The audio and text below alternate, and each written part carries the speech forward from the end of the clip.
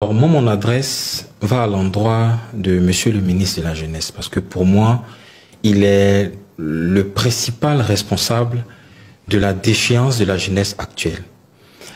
La première étape de résolution d'un problème, c'est d'abord de reconnaître qu'il y a un problème. Monsieur le ministre de la Jeunesse est le super champion de la méconnaissance des problèmes de la jeunesse. Quand j'entends qu'en Côte d'Ivoire, il y a 2,6% de chômage, et c'est un chiffre qui est cité à foison, qui est répété à foison, pendant que quand nous on se promène dans les rues, quand on discute avec nos jeunes frères, on se rend compte qu'il y a énormément de malaise. Avant-hier encore, on parlait d'un phénomène qui mine actuellement la société, surtout au niveau de nos sœurs, nos filles et nos sœurs, le phénomène de ce qu'on appelle de façon triviale le busy, c'est-à-dire des jeunes sœurs qui malheureusement vendent leur corps. De plus en plus, ce phénomène-là, et je peux dire le bilan du président de la République, Alassane Ouattara, c'est son bilan aujourd'hui. Il y a un grand bond du phénomène de busy. Est-ce que ce phénomène-là fait partie aussi des causes qui font descendre le taux de chômage à 2,6%? Est-ce que monsieur le ministre peut nous dire que c'est parce que nos sœurs se vendent que selon lui, la définition de l'OIT, d'une personne qui génère du revenu, est en train de travailler, est-ce que ces sœurs-là aussi font descendre le taux de chômage à 2,6%? Voilà pourquoi notre économie est tellement informelle que l'OIT nous demande de se baser sur les emplois vulnérables. En Côte d'Ivoire, il y a trop d'emplois vulnérables. Monsieur le ministre ne veut pas reconnaître cela. Monsieur le ministre se concentre sur tout ce qui est revenu. Mais en Côte d'Ivoire, un jeune ne va jamais s'asseoir. C'est pas comme en France où on va pointer à Pôle emploi et puis on est rémunéré. En Côte d'Ivoire, tout le monde se lève et chacun fait un petit boulot. Même quand ça ne lui permet pas de manger, si vous considérez qu'il est rémunéré, que vous avez fait un grand travail, mais c'est fort malheureux. Et je pense que, monsieur le ministre, si vous reconnaissez votre échec, vous avez la première étape pour solutionner cette situation. Et malheureusement, beaucoup de jeunes, regardez les apprentis Bakar, regardez nos ceux qui sont dans le busy, beaucoup de jeunes ont besoin que d'abord vous reconnaissiez leur situation avant de chercher une solution. Il faudrait que le gouvernement comprenne qu'on a beaucoup de choses à faire, autant sur la cherté de la vie, autant au niveau social, autant au niveau de la santé et de l'éducation, pour que les Ivoiriens se sentent un peu mieux. Mais malheureusement, au lieu de ça, on entend plutôt des slogans tels que celui qui a été dit par le Premier ministre, qui a fait marrer pratiquement toute la population. Il a dit que plus vous souffrirez, plus vous vous sentirez heureux. Donc c'est un encouragement à la souffrance. En 2023, la dernière étude a classé la Côte d'Ivoire 3e en suicide. Rappelez-vous de la scène d'horreur au sein de l'université de Cocody, un jeune qui s'est pendu avec des vêtements.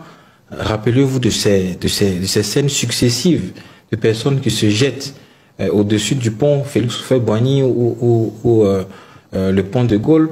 Mais ce sont des gens qui vivent dans la société. Nous-mêmes qui sommes médecins, qui sommes à l'hôpital, nous en voyons énormément. Parfois, ce n'est pas des suicides qui aboutissent, c'est des tentatives de suicide, parfois pour des chagrins d'amour, parfois pour des problèmes sociaux, des gens qui sont très endettés. Mais ces choses-là ne sont pas visibles parfois par toute la population. C'est lorsqu'elles font le buzz qu'on en parle, mais nous qui sommes dans les hôpitaux, nous en voyons énormément. Parce que les Ivoiriens souffrent. Quand vous avez un Ivoirien qui n'arrive pas à payer sa maison, qui n'arrive pas à scolariser son enfant, qui n'arrive pas à s'en sortir, à manger 3 fois par jour. Moi, j'ai été appelé par une dame qui vit dans un quartier qu'on appelle Mikao. Vous savez, c'est un quartier qui a quand même assez, j'allais dire, de bas niveau. Mais une dame elle m'appelle pour avoir de l'argent juste pour manger sur 2-3 jours. C'est quelqu'un qui a une petite activité. Comme je l'ai dit en introduction, tout le monde travaille en Côte d'Ivoire. Selon le ministre Mamadou Touré, tout le monde travaille. Mais n'arrive pas à subvenir à ses besoins. Elle n'arrive pas à manger. Mais ces gens de personnes-là, quelquefois, vu la difficulté de la vie, à un moment donné se disent, pourquoi ne pas mettre fin à cette vie? Parce que ça n'a pas de sens. Et même tout à l'heure, mon frère Mian parlait des personnes qui vont sur les bateaux. Mais c'est un équivalent de suicide, comme on dit chez nous en médecine. C'est un équivalent de suicide. Vous savez, le nombre de personnes qui meurent dans les eaux de la Méditerranée, c'est énorme. Les gens qui vont, ils se disent, est-ce que ça vaut la peine de vivre en Côte d'Ivoire? Je préfère mourir dans la mer en tentant d'aller en Europe plutôt que de vivre en Côte d'Ivoire. Donc regardez le niveau auquel la souffrance de la population est exprimée. C'est une souffrance qui est exprimée. Vous savez, le taux de suicide est encore grand parce que les gens n'arrivent pas parfois à faire sortir ce qui est enfoui en eux. Le ministre de la Santé ainsi que le ministre de la Jeunesse n'ont pas encore posé le bon diagnostic. Le diagnostic n'est pas de créer des programmes. Le programme national de santé mentale existe, mais jusqu'à aujourd'hui ne fait pas effet. On est 3e en suicide. Parce qu'en réalité, on n'a pas donné les moyens aux gens de supporter la souffrance dans laquelle on a mis la population. Vous allez créer 100 centres de psychologie en Côte d'Ivoire. Tant que la cherté de la vie est à ce niveau, tant que l'inflation est à ce niveau, tant qu'il y a la cherté des logements, les gens vont continuer à se suicider très fort malheureusement. Parallèlement aux personnes qui prennent la mer pour immigrer de manière clandestine, il y a d'autres personnes, des jeunes notamment, qui restent en Côte d'Ivoire et qui réussissent. On ne va pas citer d'exemple ici pour ne pas faire de publicité, mais pourquoi ces personnes-là réussissent dans un système tant décrié? Non, déjà, pour juger un système, il ne faut pas juger seulement que ceux qui réussissent. Il y a en sciences politiques quelque chose qu'on appelle l'égalité des chances. Quand vous êtes le fils d'un multimilliardaire et que vous réussissez dans un système où votre père est multimilliardaire, ça n'augure pas que le système est bon. Le système serait bon seulement lorsque l'ensemble de la population, quel que soit le lieu où il est né, où les gens sont nés, quels que soient les lieux où ils grandissent, ils ont les mêmes chances de réussir. C'est ça le plus grand échec de ce gouvernement. N'avoir pas créé une égalité des chances. Quelqu'un qui naît, moi, dans mon village, à Ganwe ou à Wanino, quelqu'un qui naît à Maple, vous pensez qu'il a la même chance de réussite, la même chance de se soigner que quelqu'un qui vit à Abidjan? Mais pas du tout. Donc, il faut sortir des slogans de réussite individuelle, parce que la réussite individuelle, partout où il y en a, même dans les pays les plus pauvres au monde, il y a des gens qui ont réussi.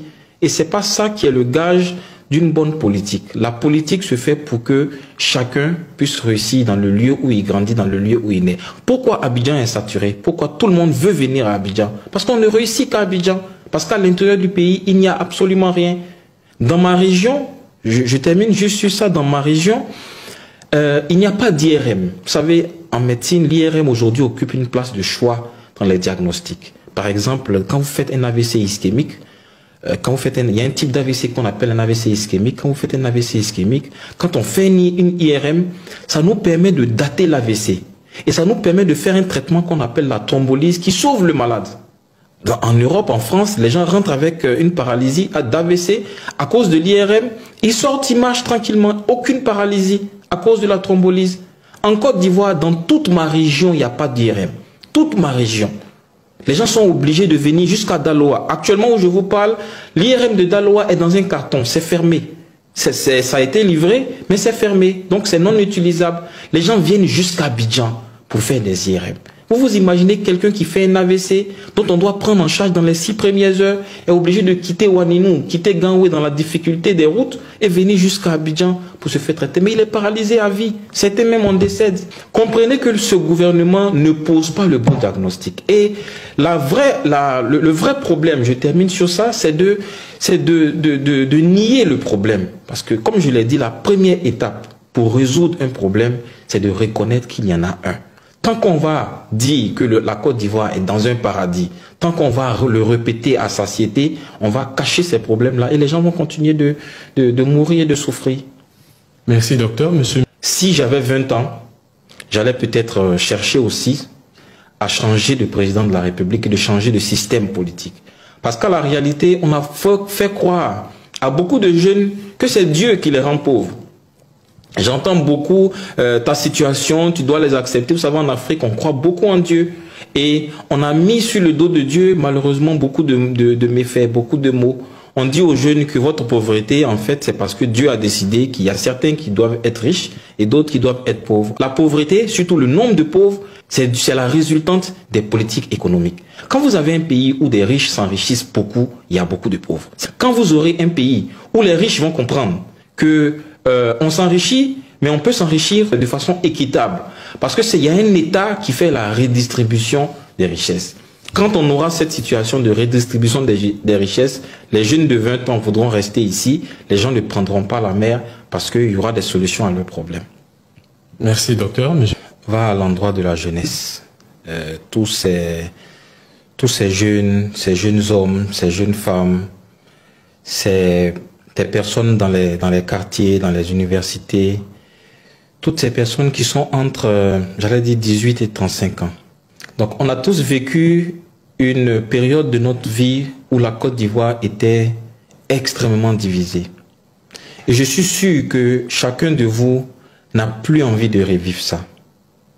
Quand vous entendez les discours à la télévision, sur Internet, il y a une partie des discours qui commence à devenir très dangereux et qui provient principalement d'un camp. Vous savez, il y a cette histoire, cette belle histoire qui est à la fois religieuse et culturelle de Salomon avec le bébé qu'on devait trancher en deux, avec deux femmes, chacune se réclamant mère de ce bébé. L'une des femmes a refusé qu'on découpe le bébé en deux. L'autre a accepté. Et ce bébé-là, c'est aujourd'hui la Côte d'Ivoire. Vous entendez des discours de haine, des discours de division extrême, des discours d'exclusion. On ne vous fera pas candidat et on ne sait pas ce que vous ferez. Des discours de condescendance, d'orgueil, des discours de méchanceté. Et ces discours-là, nous ne devons pas y adhérer. Je sais que vous avez la tentation parfois d'aller prendre 5 000 francs, une boîte de sardines avec un certain nombre de politiques. Mais à la réalité des choses, nous avons un pays à construire. Et ce pays que nous avons à construire, là, c'est un pays que nous allons construire avec l'amour que nous avons pour cette nation. Nous allons construire ce pays avec l'amour que nous avons pour cette nation, mais au-delà de ça, avec l'entente. Donc cette adresse-là, je ne la fais pas uniquement aux jeunes du PDCI-RDA, qui est mon parti politique. Je le fais aussi à l'endroit des jeunes du parti au pouvoir, des jeunes d'autres partis d'opposition. De leur dire ensemble, construisons une nation d'inclusivité. Une nation où chacun va participer. Si moi je veux voter le président Tidiane Thiam parce que j'estime que c'est lui qui représente l'avenir de la Côte d'Ivoire, j'ai le droit d'insister pour qu'on puisse me permettre de l'élire. Si vous souhaitez élire quelqu'un d'autre, quel que soit son âge, qu'il ait 90 ans ou 83 ans, permettez-nous aussi d'être sur la liste électorale, de compétir à voix égale. Et c'est un message de cœur que je vous adresse. Chacun de nous doit se battre pour qu'on ait une Côte d'Ivoire d'inclusivité. Parce que cette exclusion qu'on a débutée, elle n'aboutira sur rien de bon. Et nous ne voulons pas revivre cela. Et donc vraiment, je demande à l'ensemble des jeunes de nous rejoindre dans ce combat. Ce n'est pas un combat pour un leader politique. Je le rappelle à chaque fois, ce n'est pas un combat pour un leader politique, c'est un combat pour une démocratie et une république. Il faut que la démocratie soit respectée en Côte d'Ivoire et il faut que chaque leader soit candidat à l'élection présidentielle. Vous venez d'écouter un des jeunes cadres du PDCI-RDA. Et il faut le dire clairement, il a totalement raison. Monsieur Alassane Ouattara a un bilan incontestable. C'est le busy en Côte d'Ivoire. Parce que c'est sur ça que moi je vais me concentrer. Aujourd'hui, les jeunes femmes et les jeunes hommes font le busy. Voyez-vous la montée de l'homosexualité des lélés en Côte d'Ivoire? En réalité, il faut savoir que les hommes que vous voyez de plus en plus homosexuels dans le continent africain, et précisément en Côte d'Ivoire, où Alassane Ouattara avait d'une manière subtile légalisé la chose. C'est subtilement qu'il a légalisé cette chose-là. Aujourd'hui, les lélés peuvent manifester en Côte d'Ivoire. Les homos garçons, là, ils peuvent manifester en Côte d'Ivoire. Ils peuvent tout faire. Si ces jeunes garçons sont entrés même aussi dans ce secteur, ce n'est pas parce qu'ils ont besoin d'être avec des hommes. C'est parce qu'ils ont besoin de rivaliser avec des femmes qui font busy. C'est tout. Les garçons africains ne sont pas des homos. Non. Non, non, non, non, non, non. Le plus en plus des hommes africains que vous voyez dans cette affaire, c'est parce qu'ils veulent rivaliser avec des femmes qui sont dedans et qui travaillent pour de l'argent. Donc la vie est tellement devenue dure que les femmes font busy. Et les hommes deviennent entrent dans cette même vibe-là pour pouvoir rivaliser avec des femmes qui font busy pour gagner leur vie. Et vous avez des jeunes ministres qui arrivent sur les plateaux et vous disent que le taux de chômage est à 2%. C'est-à-dire que tous les Ivoiriens travaillent et que tous les Ivoiriens sont à l'aise. Monsieur, n'est-ce pas, Touré Mamadou, calmez-vous, donnez le temps et permettez aux gens qui veulent manifester de manifester. Vous allez voir les Ivoiriens qui ont été laissés pour compte, les Ivoiriens qui ont perdu leur emploi, Les Ivoiriens que, à cause de vous, ils n'ont plus de maison. Des enfants qui ont arrêté d'aller à l'école à cause de vous. Des personnes qui n'ont plus d'électricité chez eux parce que c'est trop cher et vous les coupez quand ils ne payent pas. Il y a des vidéos que nous avons. Des gens qui, après 3 mois, ont des factures d'électricité de 100 000 et sont dans un studio avec une femme et un enfant.